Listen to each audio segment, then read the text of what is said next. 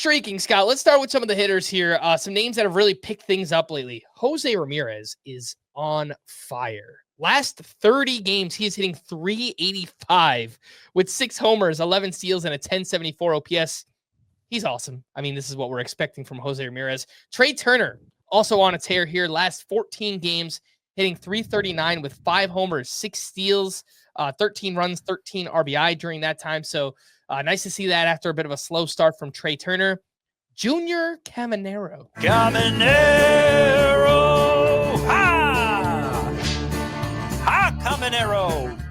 You know, somebody should probably sign Junior Caminero's hitting coach from the Dominican Republic because that dude works wonders.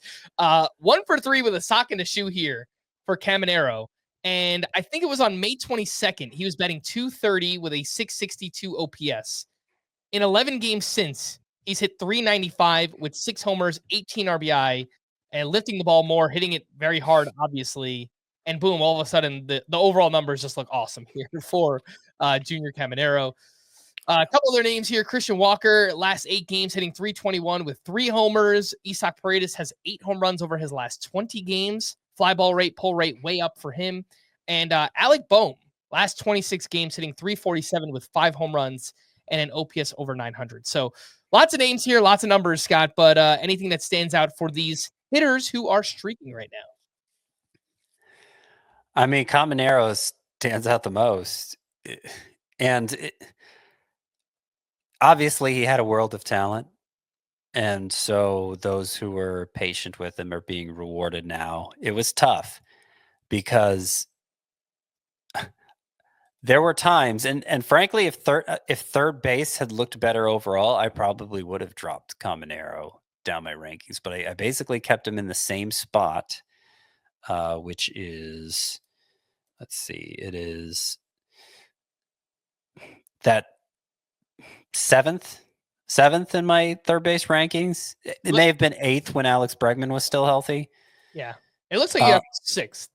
Yeah, 6th, and I've moved to 6th in Roto. I think I'm 7th in head-to-head points, but it's actually the head-to-head points number I was going to comment on here because his head-to-head points per game now, Junior Caminero, is now almost to where Manny Machado's is, which a few weeks ago it was bad. It was more like Josh Smith level, and the turnaround is just so stark for Junior Caminero. But the expected stats back it up. Of course, he hits the ball incredibly hard. That's always true. Doesn't strike out much for somebody who hits the ball that hard, and normally that works out. Don't tell that to Jordan Walker, but normally it works out. And it seems to be working. Maybe Jordan Walker needs to go visit that hitting coach. I don't know. Though, to be honest, Jordan Walker's strikeout rate is really blown up here. Trending the wrong direction. But yeah, Junior Caminero's great. Yeah. One name who's streaking in the wrong direction is Wyatt Langford. He went 0 for 4 with 2 strikeouts. He has just 1 multi-hit game since April 26th. And during that span, 34 games, he's hitting .169, does have 5 homers, 7 steals, 29% strikeout rate. That is elevated, but Langford's still hitting the ball hard during that stretch. His BABIP is just .207. So when I dig in a little bit deeper here, Scott, it feels like Langford has been pretty unlucky. And if anybody out there is worrying, I would be looking to buy on a Wyatt Langford. Sure. Yeah, I agree. I haven't moved him down. He is one of the outfielders I've moved Pete Crow Armstrong ahead of, though. Got Pete Crow Armstrong up to 14th now. Right. That's the most interesting thing I have to say about Wyatt Langford.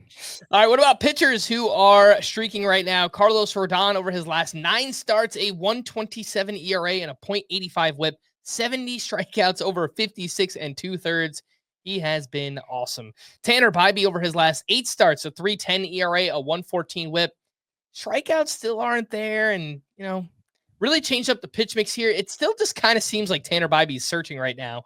And then Drew Rasmussen, who over his last 4 starts, all shutout starts, 23 shutout innings, 10 hits, 3 walks, 21 strikeouts here during that stretch for Drew Rasmussen. Scott, anything on these 3, Rasmussen, Bybee, and Carlos Rodon? Yeah, Rodon continues to do his thing. I think he's up to 20th in my rest of season rankings at starting pitcher.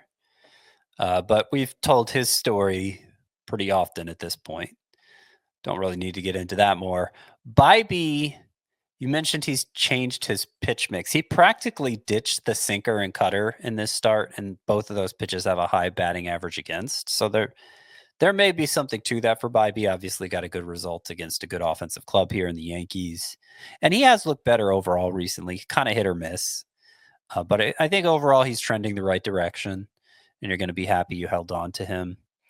Let's talk about Rasmussen, because I almost chose him for, oh my goodness gracious player the night. And then I decided Lance McCullers was more of actually earned more of that reaction for me than Rasmussen. But Rasmussen had a great start, 1 hit in 5 innings, 8 strikeouts, no walks. It was his 4th straight scoreless start. But he went only 5 innings. The previous 3, he went 6 innings. And those were his first 3 6-inning starts of the year. So you think, okay, maybe the Rays are letting him go longer now, finally. The thing is, he's just, I think he went 6 innings in those start just because he happened to be so ridiculously efficient. He has yet to throw 90 pitches. 90. Yet to throw 90 pitches in a single start this year, Drew Rasmussen. And only once has he gotten to 85. So that is a really limited workload. And not only that, his BABIP for the year is 225. I think maybe you could make a case for that continuing for a fly ball pitcher, but that's not Drew Rasmussen. He's a ground ball pitcher. And you look historically at his BABIPs, they're higher than 225. This is an outlier for his career. So if the limited pitch usage continues and we see some BABIP progression for him, I don't know. I think there will be stretches where we're not as thrilled with him. And we've only recently gotten his roster rate up to a high level. I think the limited innings were constraining it. So I don't know how high you could really sell on Rasmussen. And I'm not saying you have to. Obviously, he's doing your ratios a lot of good. He's relief pitcher eligible in points leagues, which you love. If you want to stick with him, it's fine. But I do think it's more likely he gets less valuable from this very point, coming off the 4th straight scoreless outing, than that he gets more valuable. Yeah, I think that's well said.